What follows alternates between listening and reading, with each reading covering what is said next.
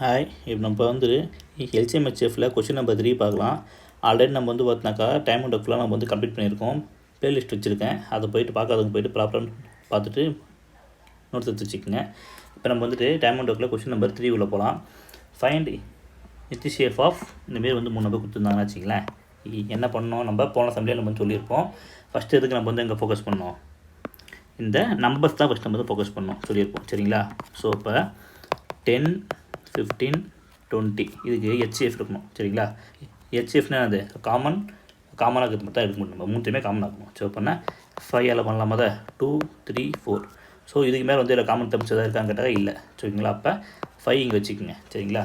அப்புறம் இந்த ஆல்ஃபபெட்ஸ் இதுலேயுமே வந்து பார்த்தீங்கன்னா காமன் மட்டும் தான் இருக்கணும், ஓகேங்களா? ஏ இருக்கா, ஏ அங்கே இல்லை, அப்போ ஏ வந்து விட்டுடணும், ஓகேங்களா? காமன் டேர்ம், ஓகேங்களா? HCFனாக்கா lowest power and common term அப்படின்னு சொல்லிட்டு ஞாபகம் வச்சுக்கணும், ஓகேங்களா? ஸோ காமனாக மட்டும் தான் இருக்கணும். ஸோ இப்போ ஏ இல்லை, அப்போ ஏ விட்டுருவோம். இப்போ ஓகேங்களா, பியில் இங்கேயும் பி இருக்குது, இங்கேயும் பி இருக்குது, இங்கேயும் பி இருக்குது. ஸோ இப்போ பிலே பவர் எங்கே கம்மியாக இருக்குது, ஸோ பி ஸ்கொயர் தான் கம்மி, சரிங்களா?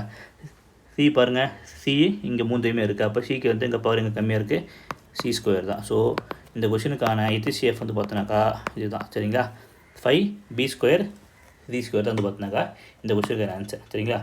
உங்களுக்கு இதேமாரி வந்து பார்த்தா நிறைய maths videos and GS videos வேணுனாக்கா நம்மளோட யூடியூப் சேனலை ஃபாலோ பண்ணிக்கங்க. தேங்க்யூ.